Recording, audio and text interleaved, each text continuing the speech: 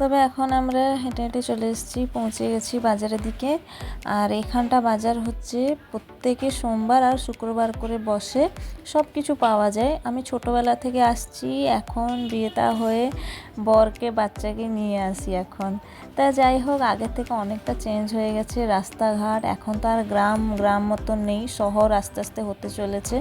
দেখা যাক আবার বছরের পরে আরও কত ডেভেলপ করে। তা এখানে আমি চলে এসেছি বাজারের দিকে। আর এখানে দেখো কত সুন্দর ভুসিমাল দোকান, কীরকম রাস্তায় কত সুন্দর দোকান পেতে বসেছে, তেলে ভাজা আর কত সুন্দর সুন্দর শাক সবজি। দেখলে তো মানে এত লোভ লাগছে, আমি মনে মনে ভাবি যে আমাদের উড়িষ্যাও এরকম যদি পাওয়া যেত তাহলে কত কিছু কিনে নিতাম। আর এখান তো সার ব্যবহার না হলে একদমই কোনো চাষ করা যাচ্ছে না। আর যেটা হচ্ছে বিনা সারে যেটা চাষ হচ্ছে ওইটা শরীরের পক্ষে খুব ভালো, কিন্তু ওইটাই বেশি লোভ পেয়ে গেছে। তবে এখানে শাক সবজি দেখে এত লোভ লাগছে আর বলার নেই। তা যাই হোক, এখানে হচ্ছে বাজারটা পুরো ঘুরে ঘুরে দেখছি। ক্যামেরাটা উপরে করে দেখাতে পাচ্ছি না, কেননা গ্রাম জায়গা তো সবাই মুখের দিকে তাকাচ্ছে। আপনারা বুঝতে পারছেন যে ভিডিও করলে বাইরে ভিডিও করাতে ইম্পসিবল। হ্যাঁ, শহরের দিকে সবাই বুঝতে পেরে যায় যে হ্যাঁ ব্লগ করছে, ভিডিও করছে। তা যাই হোক, কিন্তু গ্রামের দিকে ওটা তো কেউ বেশি বুঝে না যে এই রাস্তাঘাটে হাঁটছে, এটা কি ভিডিও করছে, এরকম করে করে তাকাতে থাকে। তা এইভাবে আমি লুকিয়ে লুকিয়ে আসতে ফোনটাকে ধরে ভিডিও করছিলাম।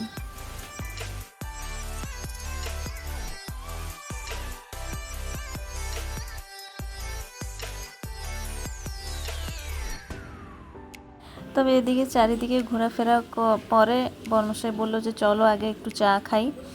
অনেক দিন হলো বাইরে চা খাওয়া হয়নি, ঘরে তো গেলে যেরকম হলে সন্ধ্যেবেলা চা খাবো, তো এখন একটু বাইরে চা খেয়ে নিই।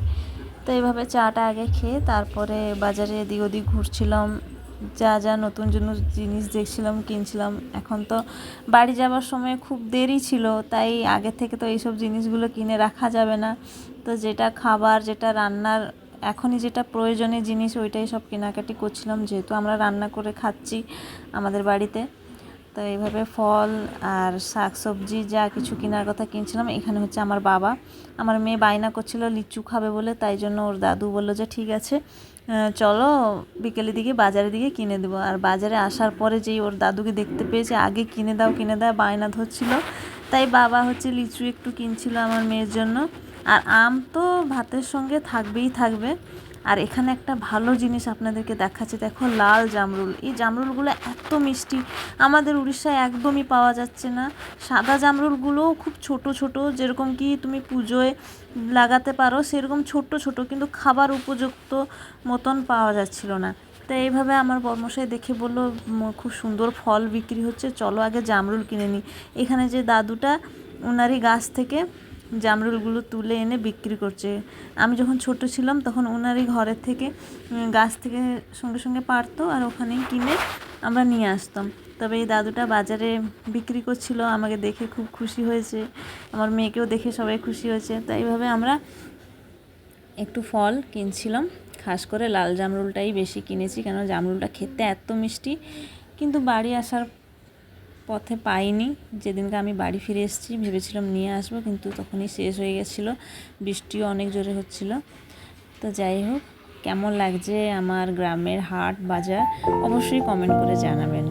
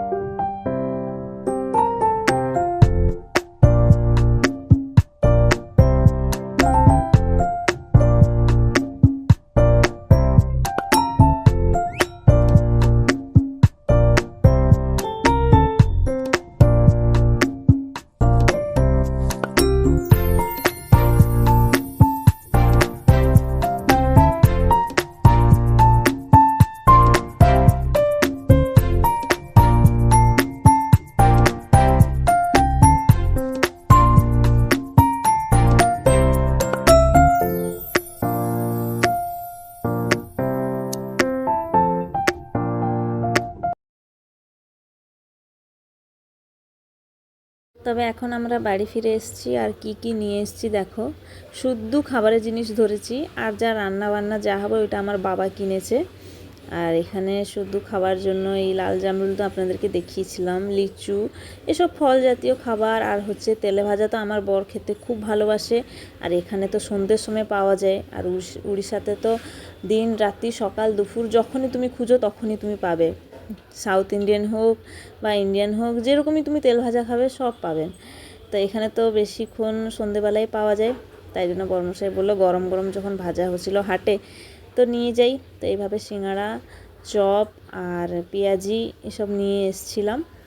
আর রাত্রিবেলা ডিনারটা হবে মনে হয় রুটি। বাইরে তো এখন রান্না বান্না হচ্ছে, যেহেতু আমাদের ঘর প্রতিষ্ঠা, মানে ঘরে পুজো হয়নি, তো ঘরে কোনো রান্না বান্না খাওয়া দাওয়া চলবে না। তো এইভাবে ঘরের পুজো যখন হবে ওই ভিডিওটাও আপনাদের সামনে নিয়ে আসবো, অবশ্যই ভালো লাগবে। কেননা আমাদের ঘরে যখনই পুজো হয়, গৌরাঙ্গ ঠাকুর, গোপাল ঠাকুর যেরকম হলে ঘরে আসে, ইস্কন মন্দির থেকে নিয়ে আসা হয়। যেহেতু আমরা বৈষ্ণব লোক, তো আমার বাপের বাড়ি বৈষ্ণব লোক, আমার শ্বশুর বাড়ি নয়। তো যাই হোক, ওই ভিডিওগুলো আপনাদের সামনে নিয়ে আসবো, খুব ভালো লাগবে, আপনারা দেখলে বুঝতে পারবেন। আর এখানে তুলসীর মঞ্চ চলে এসছে। ঘরের যখন পুজো হবে, গৃহপ্রবেশ হবে, তখন সবার প্রথমে মা তুলসী তো অবশ্যই লাগবে। তুলসী গাছ না থাকলে কোনো কিছু হবে না। আর এদিকে হচ্ছে আমার বাবা যখন ঘট আনতে গেছিলো কুমারের কাছে, তখন আমার মেয়ে বায়না করছিল যে আমার জন্য হাঁড়ি কুড়ি নিয়ে আসবে, আমি খেলা করব। তখন ওর দাদু বলল, না আমি তোর জন্য একটা ভালো জিনিস নিয়ে আসবো। তো এইভাবে ওর জন্য একটা ছোট্ট লক্ষ্মী ঘটি নিয়ে এসছে। তবে আজকের ভিডিওটা কেমন লাগছে অবশ্যই কমেন্ট করে জানাবেন। আশা করি খুব ভালো লেগে থাকবে। আবার আগামীকাল আবার নতুন ভিডিওর সাথে আপনাদের সামনে হাজির হব। এখন থেকে রাখি। জয় জগন্নাথ, রাধে রাধে।